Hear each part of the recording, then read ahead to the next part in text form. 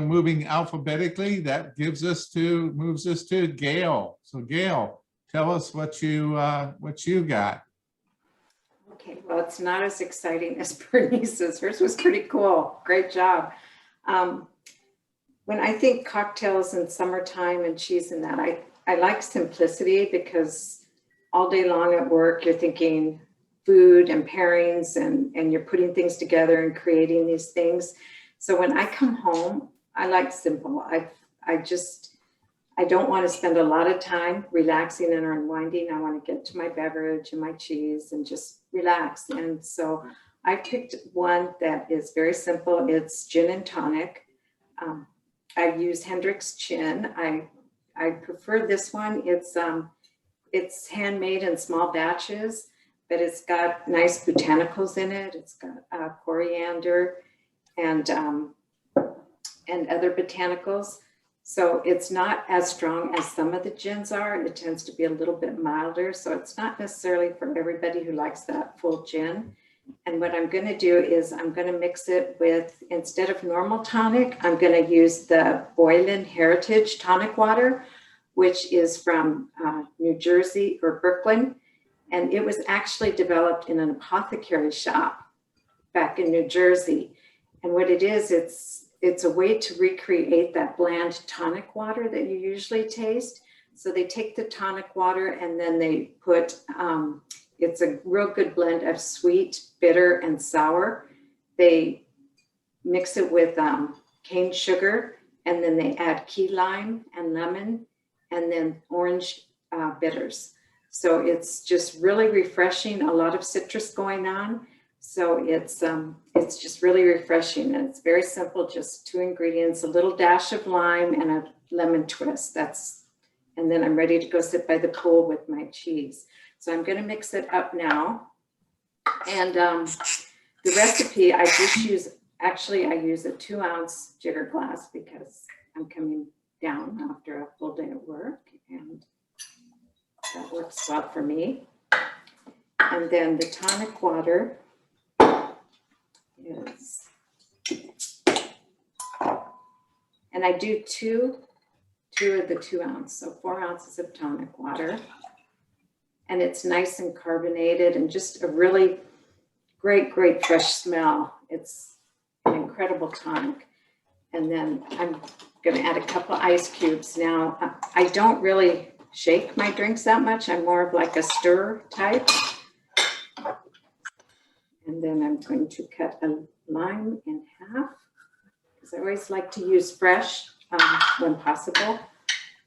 So put my lime in there. And just a little bit of lime juice, not too much, just a squish.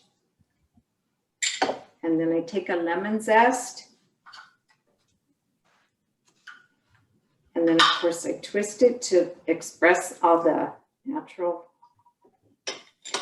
citrus in there. And I just shake it, not shake it, stir it, stir. And very simple, there's my cocktail. Very citrusy, lemony. And I paired this with one of our newest cheeses, and I'm sure Lynn is very familiar with this, but it's one of our newest cheeses that we brought in, and it's called Quinta. It's from Point Reyes. And I just love this style of cheese. I've had it, it's like it's in spruce, so it kind of reminds me of Harbison, Rush Creek, Mount Dior. So it's, and then I'll show you my cheese plate. I don't know if you can see it without everything falling. So I just do simple too, because this to me, with my cocktail, and I take this out by my pool and I just sit there, and this is almost like a meal if I add a slight salad. But these are little 4 ounce or 10 ounce rounds. They're about 4 inches, and it's wrapped with spruce bark. But they take something and they do something different to it. They infuse the bark with bay leaves, which is indigenous to their area up there off their farm. And the bay leaf just adds a really, really good flavor and herbaceous notes. So young, this cheese is very creamy and buttermilky as it ages. Now this one's about, I like my cheeses aged. I like the fuller flavor of it. So this one's about 70 days, and it's usually aged about 30 to 80 is good. So this one has full herbaceous notes around the rind of it, and it spoons out really nicely. So when I take and I eat that cheese and then I take the drink, then it just, the bubbles from the tonic water just get all that fat that's in the roof of your mouth, and then the freshness in the blend and the herbaceous notes, it just all goes together with the botanicals. It's just very refreshing, very easy. Today I put dried figs on there. Sometimes I use whatever I have. I always like to add some sort of fruit, maybe not always fresh fruit, sometimes dry fruit. I don't like to add like berries to something like this. It would throw it off. So that's my pairing. Cheers. I did get a little bit ahead, all right? And, but that's all right. This is fabulous. Well, first off about the drink, I have to give credit to Trevor Thomas because I picked up this Bar Hill. This is a barrel-aged gin with botanicals and honey. That's just absolutely fabulous. And I've had it before, but when we were in San Antonio, actually visiting Bernice, we went out and found that there. So this cheese now, you know, is, oh my God. Yes.